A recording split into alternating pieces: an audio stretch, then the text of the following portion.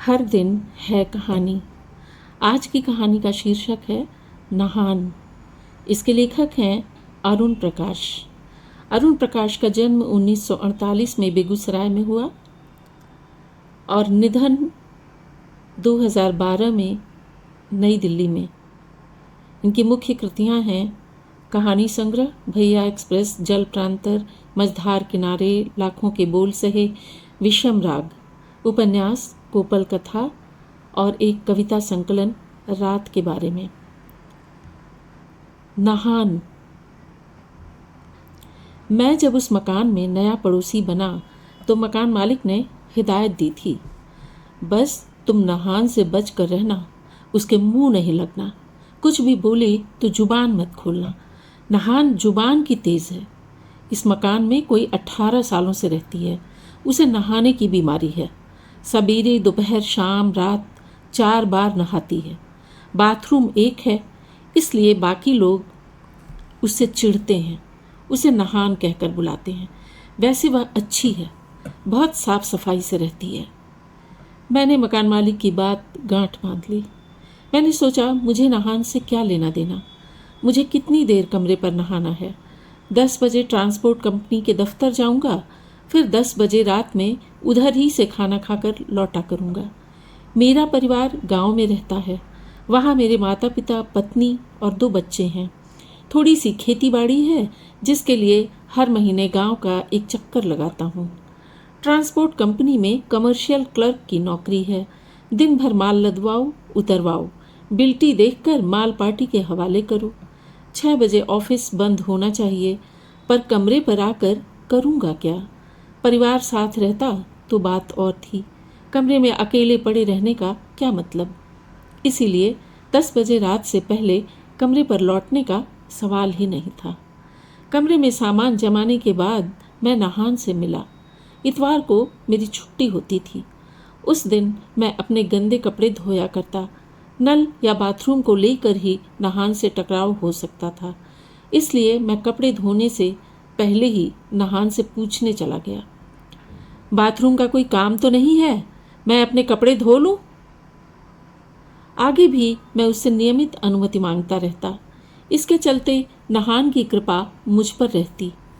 वह मुझसे कहा करती, कभी कोई तकलीफ हो, कोई ज़रूरत हो तो बता देना। मैं कभी कभी छोटी मोटी चीज़ें उधार मांग लेता, जैसे किरासन तेल, मोमबत्ती, माचिस, इस्त्री। पर अलावा कोई और पड़ोसी नहान के कमरे की तरफ झांकता तक न था। नहान उसका असली नाम नहीं था। नहान शब्द किसी स्त्री का नाम होगा यह सोचकर ही अटपटा लगता था, लेकिन अटपटापन उत्सुकता तो पैदा कर ही देता है। मेरे मन में यह सवाल कुलबुलाता रहा, इसलिए नहान के बारे में जो सूचना सहज ही मिल जाती, मैं उसे अपनी स्मृति के खजाने में डाल लेता। मैं चाहता तो उसके बारे में पड़ोसियों से पूछताछ कर सकता था, लेकिन मैं उस मकान में नया था। उस मकान में कुल 6 बड़े बड़े कमरे थे, एक कतार में बने। उन्हीं में से एक कमरे में नहान अपने पति सूरज के साथ रहती थी। सूरज एक ढाबे में कारीगर था। कारीगर यानी बावर्ची। दिन में 10 बजे काम पर जाता तो रात में 12 बजे लौटता। सुबह में देर तक सोता रहता। उसके पास नहान के लिए फुर्सत नहीं थी। नहान को भी फुर्सत कहाँ थी। वह भी पति के जाने के बाद चूड़ियों की टोकरी उठा सरकारी कॉलोनी चली जाती। उसकी टोकरी में रंग बिरंगी सस्ती चूड़ियाँ होती हैं, हर तरह की कलाई में फिट आने वाली चूड़ियाँ, कांच और प्लास्टिक की चूड़ियाँ। नहान कॉलोनी में जब पहुँचती तो वहाँ की औरतें फुर्सत में होती, पति काम पर और बच्चे स्कूल। नहान अपने महीन मगर तेज सुर में आवाज़ लगाती, चूड़ियाँ रंग बिरंगी चूड़ियाँ। अगर टेर के बाद भी दरवाज़ा नहीं खुलता तो वह बेहिचक कॉल बेल दबा देती। पिछले कई सालों से वह इस कॉलोनी में फेरा लगाती थी, इसलिए उसे सब जानते थे। कई औरतें नहान को खुद ही बुला लेतीं, कुछ खरीदती, कुछ सिर्फ चूड़ियों को देखती, खरीदने की इच्छा दबाती और महंगाई का रोना रोती। नहान को मैंने अपने एक परिचित के यहाँ चूड़ी बेचते देखा था। हम बैठक में थे। गृह स्वामिनी ने दरवाजे के पास गलियारे में नहान को बिठा रखा था। नहान गृह स्वामिनी को चूड़ियों की किस्में दिखलाती जा रही थी। बुंद की खिड़कियाँ, झरोखनी, चंदा, तारा, सूरजमुखी, लुकतारनी। अच्छा, ये पसंद नहीं आई तो सादी चूड़ियाँ ले लो। आपकी गोरी कलाइयों पे ये ऊदी रंग खूब फबेगा। थोड़ा लाल और थोड़ा काला मिलाकर ऊदी रंग बने बीबी जी। 7 का जोड़ा डलवा लो। ये लो। बगैर कंगन के कहीं सादी चूड़ियाँ फबती हैं? दोनों कलाइयों के लिए 4-4 कंगन तो चाहिए। आगे पीछे एक एक कंगन, तभी तो कांच की चूड़ियाँ टूटने से बचेंगी। आप पैसे की मत सोचो, पैसा नहीं है तो बोहनी कर दो, बाकी अगले चक्कर में दे देना। 30 रुपए होते हैं, अभी 10 दे दो, 20 हम फिर ले लेंगे। गृह स्वामिनी ने चूड़ियाँ पहन लीं। नहान को 10 रुपए देकर जब वो जाने लगी तब नहान बोली, बीबी जी असीस की चूड़ी तो पहनती जाओ। गृह स्वामिनी ने कलाई झट आगे बढ़ा दी, भूल सुधार के लिए। नहान ने उसकी बाईं दाईं कलाई में एक एक और चूड़ी डाल दी। गृह स्वामिनी झुकी, चूड़ियों की झोरी से अपने माथे को लगाया। नहान बोली, सुहाग बना रहे बीबी जी। नहान आवाज़ लगाती निकल गई, लेकिन मन में सवाल कुलबुलाता रहा, असीस की जोड़ी क्या है? इन 2 चूड़ी के लिए उसने पैसे क्यों नहीं लिए? शायद कोई रिवाज होगा। इतनी व्यवहार कुशल माला को नहान क्यों कहते हैं? इसके बाल बच्चे हैं नहीं। इसका पति 5,000 तक कमा लेता है। इस रकम में 2 लोगों की गृहस्थी आराम से चल सकती है। फिर यह चूड़ी की टोकरी क्यों उठाए फिरती है? इसका शरीर स्वस्थ है, मन से दमित नहीं है, फिर भी यह बार बार क्यों नहाती है? उसके नहाने की आदत से सब परेशान थे। सबको नहाना धोना होता था, बच्चों को नहा धोकर स्कूल जाना होता था, बड़ों को काम पर। नहान के चलते सबका रूटीन बिगड़ जाता। 4 बार तो वह नहाती ही थी, इसके अलावा वह कभी भी नहाने पहुंच जाती। बाथरूम में कोई होता तो वह दरवाज़ा पीट पीट कर परेशान कर देती, लेकिन जब वह खुद बाथरूम में होती और कोई दरवाज़ा पीटता तो ज़ोर ज़ोर से गालियाँ देती बाहर निकलती और मकान झगड़े के शोरगुल से भर जाता। मैं जितना पड़ोस में घुलता मिलता गया, नहान के बारे में नई नई सूचनाएं जुड़ती गईं। नहान सुंदरी थी। उसकी चिकनी सांवली त्वचा के अंदर से गोरा रंग फूट पड़ता था। इससे उसकी सांवली त्वचा दमकती। वह कोई 35 साल की होगी, लेकिन रोज़ रोज़ के शारीरिक श्रम ने देह को तराश कर बनाए रखा था। बदन में फालतू चर्बी कहीं नहीं थी। बड़ी बड़ी कनपटी तक फैली आँखें, गोल चेहरे पर छोटी सी नाक बेडौल लगती थी, पर पूरे चेहरे का अक्स ऐसा था कि उसे भूलना असंभव था। जूड़े को लटकाने के बजाय वह ऊपर की ओर बांधकर हेयर पिन लगाती, जिससे उसकी सुतवा गर्दन और उजागर हो जाती। बस सजने संवरने के लिए वैसा जूड़ा नहीं बांधती, बस माथे पर टोकरी उठाने में सुभीता रहे। उसके होठों पर पान की लाली हमेशा रहती। पान खाने का शौक उसे अपने पति से मिला था। भट्टी के पास खड़े खड़े उसका गला सूखता, इसलिए उसने पान खाने की आदत डाल ली थी। नहान अपने पति को सांवरे कहकर बुलाया करती। सांवरे यानी सांवरे कृष्ण। कृष्ण जैसा प्रेमी पाने की चाहत लोक जीवन में कई प्रकार से अभिव्यक्त होती रही है। इसी तरह पति को सांवरे कहकर बुलाने का चलन निकाला होगा।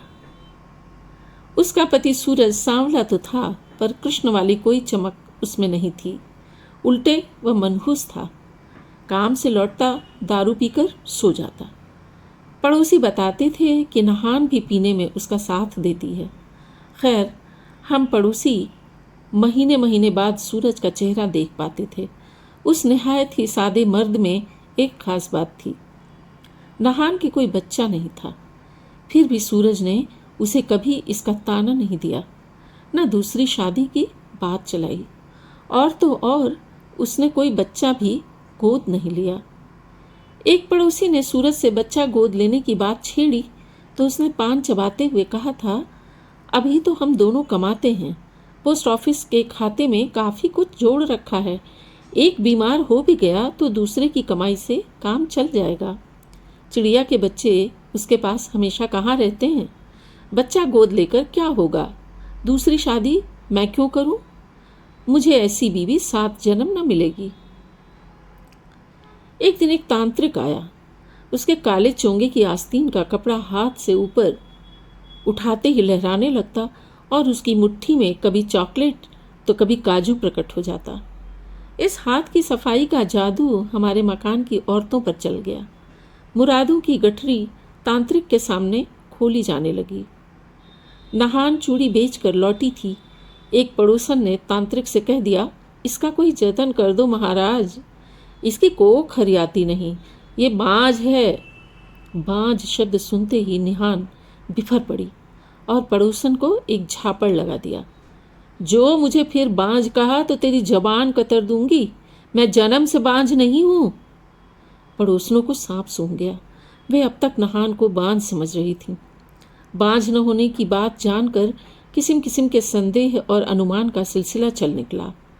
बहरहाल निष्कर्ष यह निकला कि खोट सूरज में है, वरना नहान के गर्भ क्यों नहीं ठहरता। पड़ोस में सब नहान की पीठ पीछे उसके बारे में सूचना देने को उत्सुक रहते थे। बस नंदू ड्राइवर नहान का नाम लेते ही मुंह सिल लिया करता। नंदू क्रेन चलाता था। हाईवे पर कोई ट्रक कार पलटती तो नंदू क्रेन ले जाकर उसे खींचता और गैराज तक पहुंचा देता।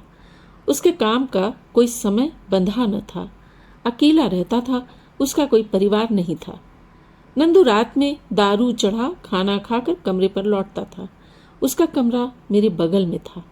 अगर मैं जाग रहा होता तो वह दुआ सलाम करता, वरना सो जाता।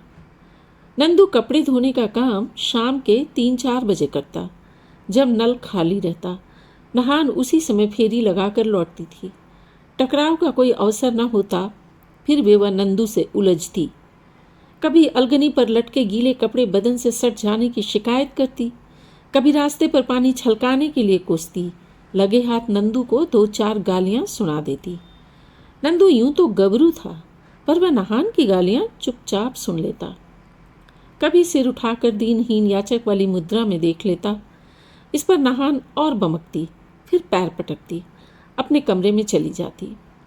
उसके बाद नंदू जैसे ही नल से हिलता, नहान बाथरूम में घुस जाती, मानो वह नंदू की छाया से अपवित्र हो गई हो। अजीब यह कि नंदू कोई 16 साल से नहान की गालियां बर्दाश्त कर रहा था। नंदू की क्रेन मेरे ऑफिस के पास ही खड़ी रहती थी। उसके मालिक का ऑफिस भी वहीं था। इसलिए मैं धीरे धीरे जान गया था कि नंदू सहनशील नहीं है। ट्रक क्रेन जैसे सड़क छाप धंधे में दयनीय बने रहने से काम नहीं चलता। फिर वह इतने सालों से नहान को क्यों झेल रहा है?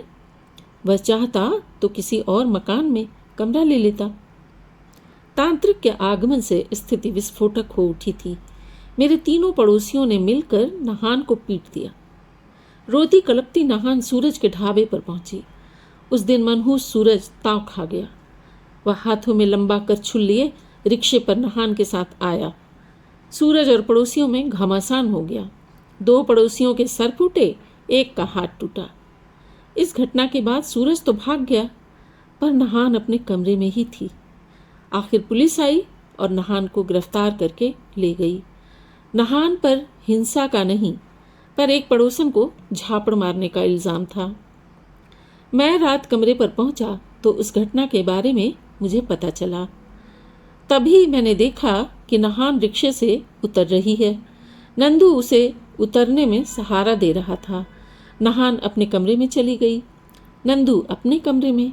घंटे भर बाद मैंने देखा कि नंदू के कमरे की बत्ती अभी भी जल रही है, तो मैंने उसका दरवाज़ा खटखटाया। इस बीच मुझे कुछ और जानकारी मिल गई थी। नंदू नशे में था, फिर भी मैंने पूछ लिया, तुमने नहान की ज़मानत क्यों दी? नंदू रहस्यमय तरीके से हंस पड़ा। सूरज के बाद मेरे अलावा उसका कौन है ही? बाबू, तुम्हें हैरत हो रही है ना? रोज़ गरियाने और दुत्कारने वाली औरत की ज़मानत मैंने क्यों दी? मैं तो उस पर जान भी दे दूं।